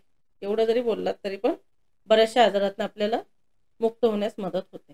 म्हणजे व्याधी हा बेसिकली निगेटिव्ह थॉट आहे, निगेटिव्ह वर्ड आहे. पण ग्रॅटिट्यूड ही जी गोष्ट आहे तर ती एक्झॅक्टली काय आहे आणि ते कसं केलं पाहिजे? ग्रॅटिट्यूड म्हणजे आपण ज्या वेळेला एखादी चांगली गोष्ट करून आलो तर आपल्याला काय वाटतं, आपल्याला अप्रिशिएट करावं, आपल्याला कोणीतरी चांगलं म्हणावं किंवा आपलं कौतुक केलं गेलं पाहिजे, असे आपल्याला बेसिक एक्सपेक्टेशन असते. त्याचप्रमाणे तुम्हाला हवा, पाणी आणि अन्न हे मिळत आहे, त्यातला जो ऑक्सिजन आहे तो आपण असाच फ्रीमध्ये घेतो. दिवसाला आपण 2 ते 3 लाखाचा ऑक्सिजन फ्रीमध्ये घेतो, त्याचे तुम्ही पैसे पे करतात का? नाही. मग त्यासाठी थँक्यू तरी म्हणतात का? नाही. That is gratitude. ज्या वेळेला तुम्हाला ऑक्सिजन मिळतो आहे 2-3 लाखाचा रोजचा रोज फ्री, तर तुम्ही युनिव्हर्सला थँक्यू म्हणणं गरजेचं आहे, देवाला थँक्यू म्हणणं, ह्या ब्रह्मांडाला थँक्यू म्हणणं एक्सपेक्टेड आहे. बरोबर. अगदी छोट्या छोट्या गोष्टींपासून आपण सुरुवात करू शकतो. आपण पाणी पितो रोज, ते पाणी किती प्रोसेस होऊन आपल्या घरापर्यंत येतं. तुम्ही नशीबवान आहात की तुमच्या घरात नळाला पाणी येत आहे.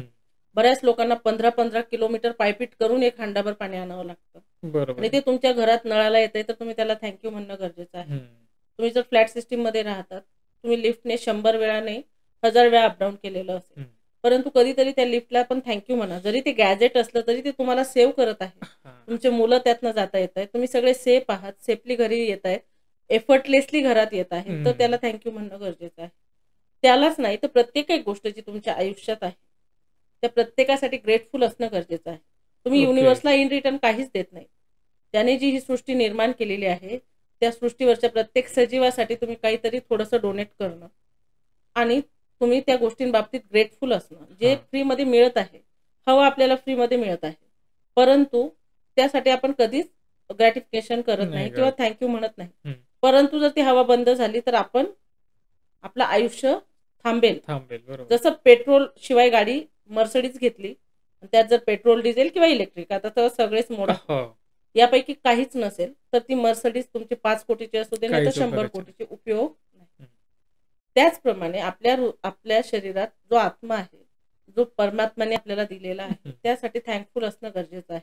जर तुम्ही थँकफुल असाल, ग्रेटफुल असाल, तुम्ही आभार मानत असाल, तुम्हाला आपोआप गोष्टी मिळत जाणार. कारण इन रिटर्न तुमच्याकडून युनिव्हर्स ना पैसा घेत, ना तुमची संतती घेत, ना तुमची संपत्ती घेत, ना तुमच्याकडनं कुठलं जेवण मागत, काहीच नाही.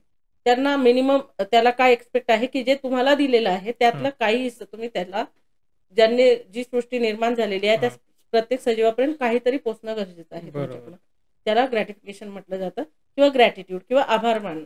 म्हणजे आहे त्या गोष्टींसाठी आभार माना, तुम्हाला ज्या हव्या त्या गोष्टी पळत तुमच्याकडे येतील. मग ह्यासाठी काही एक्झॅक्टली फॉर्मॅट आहे?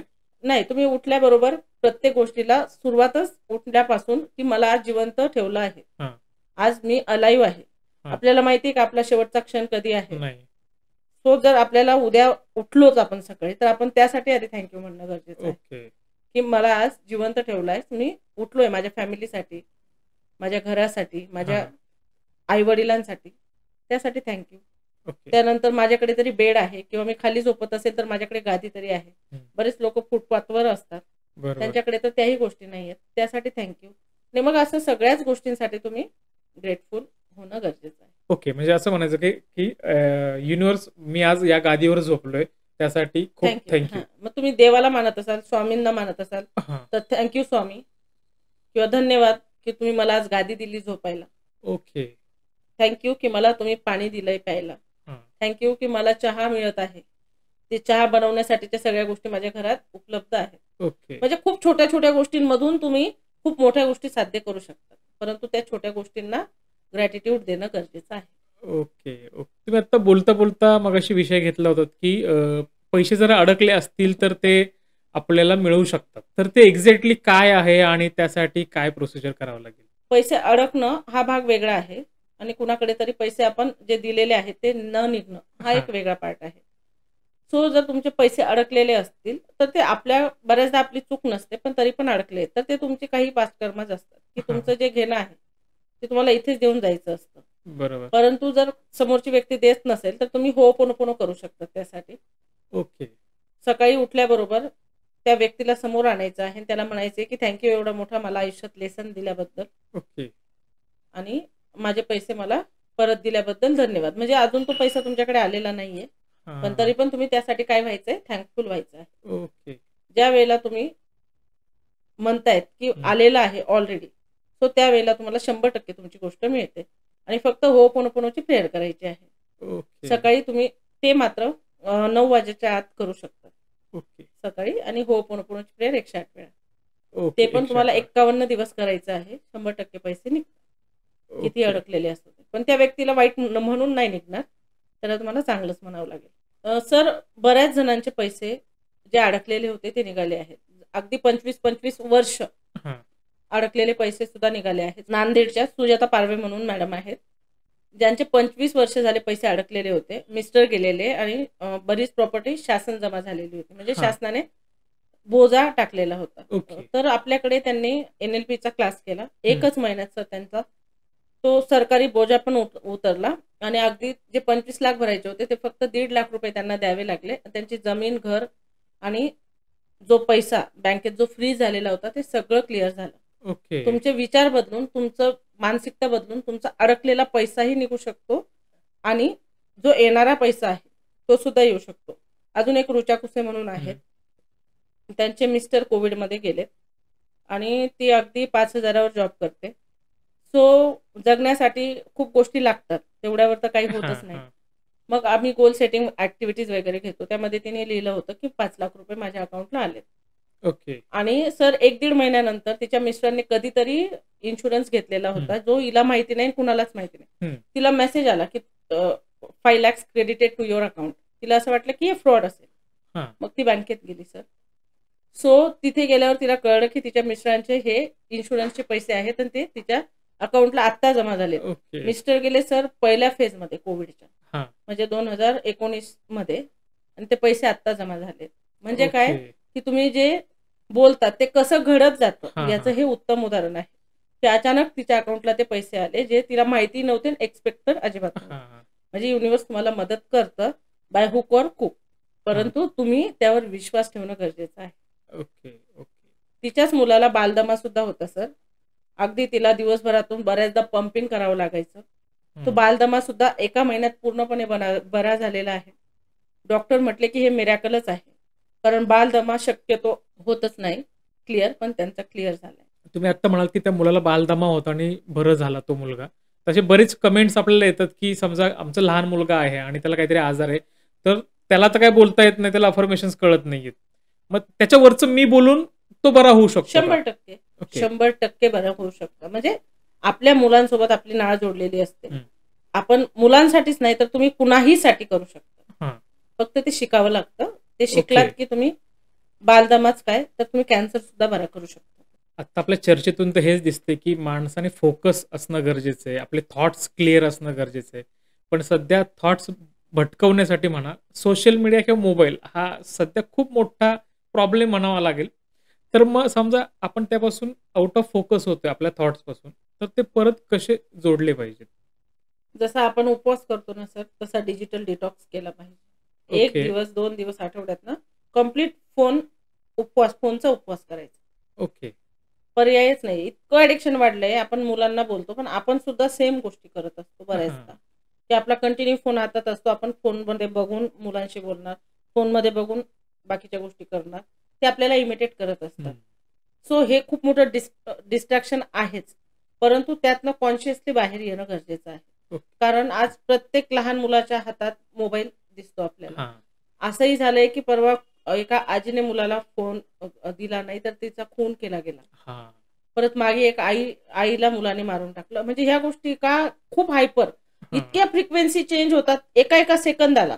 म्हणजे पेशन्स संपले आहेत बिकॉज ऑफ फोन. सो जर फोनचं ॲडिक्शन संपवायचं असेल तर त्यासाठी तुमच्या फॅमिलीत संवाद वाढणं अगेन गरजेचं आहे. तुम्ही मुलांसोबत गप्पा मारणं, फॅमिली टॉक इज इम्पॉर्टंट, आणि त्यांना समजावून सांगणं. चिडून ऐकणार नाहीत, रागवून ऐकणार नाहीत, तर तुम्हाला प्रॉपर त्यांना कन्वे करावं लागेल मेसेज की this is not good for you. कारण एवढं मोठं डिस्ट्रॅक्शन आहे. आपण घरात नाहीतरी बाहेर ते कोणाचा तरी फोन घेऊन बघणारच आहे. बरोबर. सो जर तुम्ही त्यांना महत्व सांगितलं की फोन इज गुड, पण तो ओव्हर वापरणं इज नॉट गुड. खूप इन्फॉर्मेटिव्ह पण आहे, परंतु तेवढाच डिस्ट्रॅक्टिव्ह पण आहे. मग जे इन्फॉर्मेटिव्ह आहे ते आपण कसं कलेक्ट करू शकतो आणि जे डिस्ट्रॅक्टिव्ह आहे त्याला डिलीट कसं करायचं हे त्यांना आपल्याला स्टेप बाय स्टेप शिकवावं लागेल. आणि त्या स्टेप मुलांपेक्षा जास्त आपण स्वतः जर फॉलो केल्यात तर मुलं आपोआप फॉलो करतात. आपणच जेवताना जर फोन घेऊन बसलो तर सेम गोष्टी मुलं करणार आहेत. आपणच जर बोलत असताना फोनमध्ये बघत असलो तर मुलं बघणार आहेत. सो पॅरेंट्सला माझी रिक्वेस्ट आहे की असं करा की 1 दिवस तुम्हीही उपवास करा फोनचा आणि मुलांनाही करायला सांगा. तुम्हाला मुलं इमिटेट करणार आहेत. सो जर तुम्हाला वाटत असेल की आपल्या मुलांच्या लाईफमध्ये चेंज यावा आणि आपण आपल्या मुलांसाठी जगत आहोत तर 100% तुम्ही इनिशिएटिव्ह घ्या. मुलं आपोआप चेंज होतील. कारण मुलं तुम्ही जे शिकवतात ते शिकत नाही, तुम्ही जे दाखवतात ते शिकतात. सो असं जे दाखवायचंय तेच दाखवा. बघून शिकतात, तुम्ही सांगून शिकत नाहीत मुलं. सो फोन हे डिस्ट्रॅक्शन आहेच, पण आपण कॉन्शियसली ते डिलीट करू शकतो आपल्या माइंड मधून. आणि त्यांना बुक वाचणं, आपण त्यांच्या समोर बसून बुक वाचणं. बुक वाचणं ही तर आता जवळजवळ संपुष्टात आलेली संस्कृती झाली आहे. पण पुस्तक वाचणं किती महत्वाचं आहे हे जर मुलांना महत्व पटवून द्यायचं असेल किंवा आपल्याला स्वतःला सुद्धा, तर आपण बुक्स आणून वाचणं गरजेचं आहे. सो आपण फोन रिप्लेस कशाने करू शकतो? त्यांना ऍक्टिव्हिटीज देऊन, करेक्ट. त्यांच्यासोबत गप्पा मारून, आपण त्यांच्यासमोर बसून बुक वाचून, मग त्यांचा आपण अभ्यास घेणं किंवा बुक वाचून घेणं, त्यांना बाहेर फिरायला नेणं, बागेत नेणं, कुठल्या तरी 4 चांगल्या गोष्टी त्यांना दाखवणं. तुम्ही फोन रिप्लेस फक्त फोन हिसकावून नाही करू शकत, त्याच्या बदल्यात ऍक्टिव्हिटी घेऊन करू शकतात. यावर आपले मोठे सेशन्स असतात. ओके. आता करिअर, मनी आणि हेल्थ ही जी गोष्ट आहे, तर यावरती एक लाईफ कोच म्हणून तुम्ही एक्झॅक्टली कसं काम करता? हे सगळं एकमेकांना कनेक्टेड आहे सर. गाडीचे जसे 4 चाकं आहेत, तसं आपलं हेल्थ, करिअर, रिलेशनशिप, मनी हे 4 चाकं आहेत. एक जरी इनबॅलन्स असलं तरी बाकीचे 3 आपोआप डगमगतात. बरोबर. सो हे थॉट्स द्वारे अलाइन करण्याचं काम ऍज अ लाईफ कोच मी करत असते. ओके. मीन्स व्हॉट, की तुमचं फक्त पैसा आहे आणि हेल्थ नसेल तर उपयोग नाही. हेल्थ आणि पैसा आहे, रिलेशन बेकार आहे, उपयोग नाही. हेल्थ, पैसा आणि रिलेशनशिप पण आहे, पण करिअरमध्ये अपडाऊन्स आहेत, उपयोग नाही. सो हे 4 पिलर्स जे आहेत लाईफचे, ते बॅलन्स करून देण्याचं काम नक्कीच आम्ही करतो आणि ते केलेच पाहिजे आयदर प्रत्येकाने, कारण तुमचे हे 4 पिलर म्हणजे तुम्ही आहात. सो तुम्हाला अलाइन करणं म्हणजे ह्या 4 पिलर्सला अलाइन करणं. एकही कुठली गोष्ट सोडून चालणार नाहीये. ज्या फॅमिलीसाठी पैसा कमवतायत तिलाही तितकंच महत्व द्या. फॅमिलीला महत्व देताना ते कशामुळे सुखी आहेत? पैशांमुळे आहे, त्यालाही तितकंच महत्व द्या. हे सगळं कशामुळे होत आहे? जॉबमुळे किंवा बिझनेसमुळे, त्यालाही तितकंच महत्व द्या. आणि पैसा तर मग फॉरएव्हर आपल्याला इम्पॉर्टंटच आहे. Okay okay okay. समजा आता लोक म्हणतील की अफर्मेशन्स म्हणा किंवा मॅनिफेस्टेशनचे बरेचसे व्हिडिओज आपण युट्यूबवरती बघतो, मग आम्ही तिकडे बघून शिकू असं पण म्हणतील. मग लाईफ कोचची गरज का पडते? मेंटॉरिंग किती गरजेचे आहे हे आपण एका उदाहरणावरून शिकूयात. एक गाई चरायला जायच्या आधी कुरणात, तशा एक दिवस गायकाने गाई सोडल्या आणि त्या कुरण अख्खं चरायला गेलं. तर एक गाय रस्ता भटकली, तिला रस्ता मिळत नव्हता.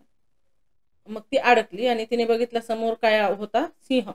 ती खूप घाबरली आणि पळत सुटली तर ती गाळात अडकली, पाण्यात पडली आणि त्या पाण्यात गाळ होता त्यात अडकली आणि सिंह पण तिच्या मागे पळत गेला, तो पण त्या गाळात अडकला. म्हणून तोही हिच्याकडे येऊ शकत नव्हता आणि गाय, मग तिला थोडस रिलीफ वाटलं की आता हा मला पकडू शकणार नाही. मग तिने त्याला विचारण्याची हिंमत केली की तुझा मालक कोण आहे? तुझा गुरु कोण आहे? तो म्हटला मला काय गुरुची गरज आहे, मीच स्वतः गुरु आहे माझा. तो म्हटला असं का विचारते? म्हटली मला मालक आहे, तो माझा गुरु आहे, तो मला शोधत येणार आहे आणि तो मला यातनं वाचवणार आहे. हा फरक असतो गुरु असलेल्या व्यक्तींमध्ये आणि गुरु नसलेल्या व्यक्तींमध्ये. ओके. कारण तो गुरु शोधत, मग ते मालक तिचे शोधत आले, तिला त्या गाळातनं काढलं, घरी नेलं. सिंहाला कोणी काढलं नाही, कारण त्याचा स्वभाव आणि माणसाला त्याच्याबद्दलची भीती. पण गाईला काढलं आणि तिचा जीव वाचला. मग हे असं का झालं? कारण तिचा मालक होता, तिचा गुरु होता. आपल्याकडे पूर्वापार पासून गुरुकुल पद्धती होती, कारण आपल्याला शिक्षण घेणं खूप महत्वाचं आहे. जसं आपण MBA करतो, MCA करतो, डॉक्टर पदवी घेतो, टीचर्स बनतो, प्रोफेसर्स बनतो, प्रत्येक गोष्टीची आपण डिग्री घेतलेली असते. परंतु सुंदर आयुष्य कसं जगायचं, पैसा कसा कमवायचा, तो टिकवायचा कसा, आपली पूर्ण लाईफ खूप बॅलन्स असली पाहिजे. कारण आयुष्य एकदाच आहे, परत परत मिळत नाही. पुढचा जन्म कधी कुठे मिळेल माहिती नाही. सो जे आहे ते आयुष्य आनंदाने जगणं खूप महत्वाचं आहे. जे डिप्रेशन मध्ये लोक गेलेले आहेत त्यांना त्यातनं बाहेर काढणं, पण एखाद्याला मदत करणं खूप महत्वाचं आहे.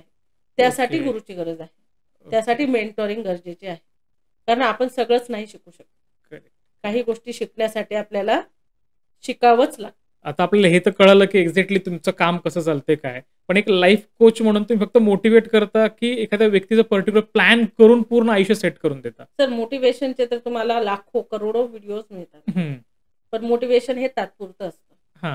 हे लाईफ कोचिंग आहे. म्हणजे जसं शिक्षक मुलांना शिकवतात तसं आम्ही शिकवत असतो की तुम्ही आयुष्य कसं जगलं पाहिजे, तुम्ही सक्सेस कसा मिळवला पाहिजे, त्यासाठी काय तुमच्यात उणिवा आहे त्या कशा भरून काढायच्या आहेत. तुम्ही लाईफ मध्ये सक्सेसफुल होणं म्हणजे नेमकं काय आहे, सक्सेसची तुमची डेफिनेशन काय आहे. तुम्ही बिझनेस करत असाल तर तो ग्रो कसा करायचा, जर तुम्ही जॉब करत असाल तर त्यावर प्रेम कसं करायचं, जेणेकरून तुम्हाला त्यातनं जी हायेस्ट एनर्जी आहे म्हणजे मनी ती येणार आहे. तुम्ही तुमच्या सगळ्या गोष्टी अलाइन कशा करायच्या, तुमचे थॉट्स अलाइन कसे करायचे, हे सगळं शिकवलं जातं सर. आणि ह्या शिकण्याच्या गोष्टी आहेत. कुणीही शिकून येत नाही जन्माला. सगळ्या गोष्टी आपल्याला इथे आल्यावरच शिकाव्या लागतात. आणि ज्या गोष्टी खूप महत्त्वाच्या आहेत त्या आपण यामध्ये शिकवत असतो. जसं की तुम्ही ग्रॅटिट्यूड का केला पाहिजे, व्हिज्युअलायझेशन का केलं पाहिजे, कसं केलं पाहिजे, मेडिटेशन नेमकं काय असतं, त्याचा आपल्या लाईफवर काय इम्पॅक्ट होतो. आपण जर पॉझिटिव्ह असलो तर आपली होल फॅमिली कशी पॉझिटिव्ह होते. आपण आपल्या लाईफमध्ये एखादा गोल सेट केलेला आहे तर ते मिळवायचं कसं, त्याची ब्ल्यूप्रिंट तयार करायची आहे. बिझनेस फक्त बोलून होत नाही, तर त्यासाठी तुम्हाला आराखडे तयार करावे लागतात. त्यासाठी तुम्हाला प्लॅन्स तयार करावे लागतात. तुमचं विजन क्लिअर असणं गरजेचं आहे. तुम्ही लोकांना काय देणार आहात याबद्दल तुम्ही आधी पूर्णपणे क्लॅरिटी तुमच्या माइंडमध्ये असणे गरजेचे आहे. सो ह्या सगळ्या गोष्टी आपण त्यामध्ये शिकवतो. आणि त्याचबरोबर तुम्ही लाईफ बॅलन्स कशी करायची हे सगळ्यात महत्वाचं आहे. कारण आजकाल डिप्रेशन, अँझायटी एवढी वाढलेली आहे की करोडो रुपये कमवून सुद्धा लोक आत्महत्या करत आहेत. लोक व्यसनांकडे वळत आहेत. लोक डिप्रेस्ड होत आहेत आणि स्वतःला कोंडून घेऊन आत्महत्या करणं खूप प्रमाण वाढलं आहे. सो हे सगळं दूर करण्याचं काम ऍज अ लाईफ कोच मी करत असते. त्याचे आपल्याकडे वेगवेगळे कोर्सेस आहेत जे की जॉईन करू शकतात. जर तुम्हाला स्वतःमध्ये बदल घडवायचा असेल, जे 1% श्रीमंत लोक आहेत जगामध्ये, त्यांच्या क्लबमध्ये जर बसायचं असेल तर तुम्हाला मेहनत घ्यावी लागेल, वेळ द्यावा लागेल आणि पैसा सुद्धा इन्व्हेस्ट करावाच लागतो. Okay okay okay. मग आपले हे जे क्लासेस आहेत ते ऑफलाईन आहेत किंवा ऑनलाईन आहेत? पूर्णपणे ऑनलाईन आहेत. आपले इव्हेंट्स होतात ऑफलाईन. आताच मागे आपला 24 ऑगस्टला हॉटेल प्राईडला इव्हेंट झाला. देशातनं परदेशातनं व्यक्ती होते. आता लवकरच आपण दुसरा इव्हेंट करणार आहोत. मला वाटतं ज्या कोणी लोकांनी आपला आजचा पॉडकास्ट बघितलेला आहे त्यांच्या आयुष्यात थोडा तरी फरक या पॉडकास्टमुळे पडेल. पण ज्यांना आपली लाईफ पूर्णपणे चेंज करायची आहे, एक लक्झरियस लाईफ जगायचे किंवा हेल्दी लाईफ जगायचे, व्हॉट एव्हर तुमच्या ज्या काही इच्छा असतील, तसं तुम्हाला आयुष्य जगायचं असेल तर तुम्ही मॅडमचा हा क्लास जॉईन करू शकता. मॅडम, आता बराच वेळ झाला आपण गप्पा मारतोय. तुम्ही तुमचा अमूल्य वेळ दिला त्याबद्दल खूप खूप धन्यवाद. धन्यवाद सर. तुम्ही पण खूप छान प्रश्न विचारलेत, अगदी लोकांच्या मनातले. आणि त्याचं मला वाटतंय की मी सॅटिस्फॅक्टरी आन्सर त्यांना दिलेलेच असतील, जी की त्यांना गरज असेल तिथे त्यांना हेल्प होईल. मनापासून आभार सर. Yes, thank you madam. जर तुम्हाला हा पॉडकास्ट आवडला असेल तर लाईक, शेअर आणि सबस्क्राईब करायला विसरू नका. भेटूयात पुढच्या पॉडकास्टमध्ये एका नवीन विषयासह. नमस्कार.